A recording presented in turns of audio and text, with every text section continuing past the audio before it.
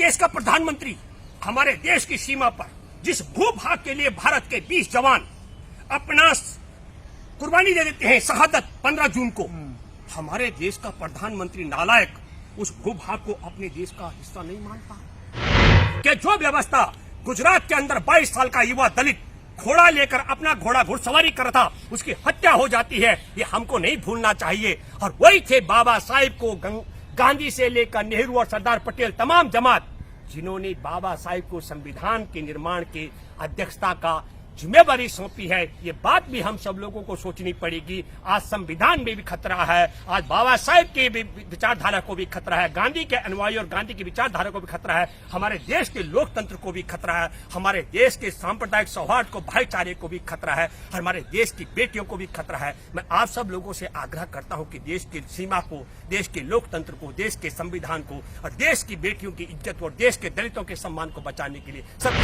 विक्रम जोशी पत्रकार, आप समझ रहे हैं, गाजियाबाद से, उत्तर प्रदेश में, योगी राज में, उनकी भांजी को बदमाश छेड़ाखानी की है। विक्रम जी ने, पत्रकार विक्रम जोशी ने पत्र लिखा, शिकायत पत्र लिखा पुलिस को, चिट्ठी मतलब शिकायत एक करती थी। पुलिस ने विक्रम जोशी की शिकायत को शिकायत नहीं माना, इसीलिए संज्ञान नहीं लिया। और पुलिस के भाई को, मतलब आप समझ लो, पहले पीड़िता के सुरक्षा के लिए पत्रकार मामा भांजी के हिफाजत के लिए पत्रकार मामा पुलिस को शिकायत करता है, पुलिस पत्रकार की शिकायत को पीड़िता के लिए शिकायत नहीं मानती। और बदमाशों को बदमाश पुलिस का भय नहीं मानते हैं, उन्होंने पत्रकार जोशी की हत्या कर दी। ये आपके सामने का मामला है। कासगंज में गैंग रेप में 4 साल जेल में रहने के बाद छूट करके आया, सड़क पर चल रही थी पीड़िता और उसकी मां, ट्रैक्टर से रौंद डाला। बलात्कारी न कानून का भय, न जेल का भय, न किसी का भय मानता है। आप समझ रहे हैं, उत्तर प्रदेश के अंदर भाजपा का पदाधिकारी वो अपहरण करता है, उसको सरकार की लाज की चिंता नहीं है, देश के कानून और संविधान की चिंता नहीं, कोई डर नहीं है उस व्यक्ति को।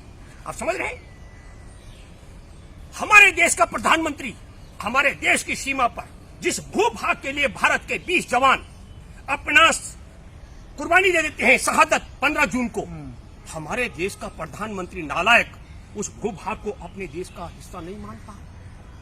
राजस्थान में सरकार चुनी हुई और चुनी हुई सरकार ने प्रस्ताव पास किया कि हमारे को विधानसभा का सत्र का आयोजन करना है। नालायक जो बैठा हुआ है केंद्र का एजेंट, वो चुनी हुई सरकार के प्रस्ताव को नहीं मानता है। आपके मैं बता दो, अररिया बिहार का मैं जिक्र कर रहा हूं, गैंग रेप पीड़िता 22 साल की, उसके साथ 6 जुलाई को बलात्कार हुआ, 7 और 8 जुलाई को उसका मेडिकल की प्रक्रिया शुरू हुई। 10 जुलाई को अररिया में प्रथम श्रेणी के मजिस्ट्रेट के आगे पेश होती है और अपने बयान देती है कि शोषक की। मास्क लगा करके बयान पढ़ रहे थे मजिस्ट्रेट, उस पीड़िता को समझ नहीं आया, उसने कहा रुमाल हटा के बोलिए, उनको बड़ा बुरा लगा। उसके बाद उसने कहा कि मेरे मददगार जिन्होंने मेरी मदद की थाने से लेकर के और वहां तक, यहां तक, वो बाहर है कोर्ट रूम के बाहर, कल्याणी दीदी और तन्मैया, उनकी मदद ली जाए, वो आएंगे, पढ़ के सुना देंगे। उसको लगा कि जब इनके उच्चारण मुझे समझ नहीं आ रहे हैं तो मैंने जो बोला हूबहू सुना कि नहीं सुना, अगर नहीं सुना होगा तो सुधार किया जाएगा। मजिस्ट्रेट ने फटकारा, उस पीड़िता ने तत्काल हस्ताक्षर कर दिए। इसका मतलब हुआ कि अदालत में बैठा जज बलात्कार पीड़िता के नागरिक अधिकार को, संवैधानिक अधिकार को अधिकार नहीं मानता है। और फिर क्या करता है, उसको बुलाया जाता है जो मददगार थी बाहर, कल्याणी और तन्मया, और उनसे पूछा जाता है आप कौन है। उन्होंने कहा सामाजिक कार्यकर्ता है। सामाजिक कार्यकर्ता हो, तुमने इसे तमीज नहीं सिखाया। मतलब पहले जज साहब ये कहना चाहते हैं कि अगर कोई गैंग रेप पीड़िता हो तो अदालत में जाने से पहले उसे तमीज सिखाया जाए। क्या तमीज सिखाया जाए कि जज को जो बयान दिए, जज साइन करने के लिए कहे, वो बिना सुने बिना पढ़े हस्ताक्षर कर दे। और फिर उन्होंने कहा कि ये बयान सुनना चाहती है तो सुना दीजिए। इतनी बात पर उन पर झूठे मुकदमे बना करके बलात्कार पीड़िता सहित उसकी मददगारों को जेल में भेजा गया। अब मैं आपके माध्यम से देशवासियों को जरा जानना चाहता हूं, हमारे देश में 16 साल की बच्ची के साथ में बलात्कार किया हमारे देश के प्रधानमंत्री नरेंद्र मोदी के गुरु संत आसाराम ने, और गिरफ्तार हुआ। उसने 9 गवाहों पर जानलेवा हमला कराया, 3 की हत्या करवा दी। तो कोई क्या बलात्कारियों के पक्ष में गवाही देने के लिए तैयार हो सकता है?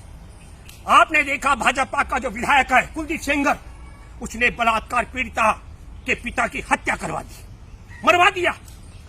बलात्कार पीड़िता को आत्मदाह करना पड़ा तो मुख्यमंत्री के आवास के सामने, तब जाकर मामला लैंडमार्क में आया। उसके बाद आपने देखा है कि वो पीड़िता सहित उसकी मौसी, वकील सबके ऊपर गाड़ी चढ़ा दी।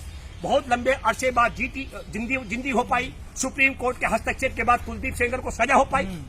चिन्मयानंद जो राम मंदिर निर्माण का सबसे बड़ा नेता है, जिन्हें बहुत बड़ा आश्रम खड़ा कर दिया, उसके राम जन्मभूमि संघर्ष समिति का नेता रहा है। आपको मालूम है बलात्कारी, उसके नंगे वीडियो आपने देखे, वायरल हुए हैं भारत में। उसने पीड़िता को सुप्रीम कोर्ट जाना पड़ा और जब सुप्रीम कोर्ट जाकर के सुप्रीम कोर्ट का ऑर्डर हुआ और चिन्मयानंद को गिरफ्तारी के बाद बलात्कार पीड़िता को गिरफ्तार कर दिया गया। तो मैं आपके माध्यम से ये जानना चाहता हूं कि भारत में संत आसाराम के पीड़िता अकेली लड़ी, देश खड़ा नहीं हुआ। सेंगर के साथ बलात्कार पीड़िता अकेला लड़ा, कोई देश खड़ा नहीं हुआ। चिन्मयानंद की पीड़िता अकेली लड़ी, कोई देश खड़ा नहीं हुआ। लेकिन सारे सबूतों को मिटाया गया। और अररिया में जो खुशी है, बदला हुआ नाम मैं कह रहा हूं, उसके पक्ष में सामाजिक कार्यकर्ता खड़ी हुई कल्याणी और तन्मया, वो आप समझ लीजिएगा, उनको जज ने जेल भेज दिया।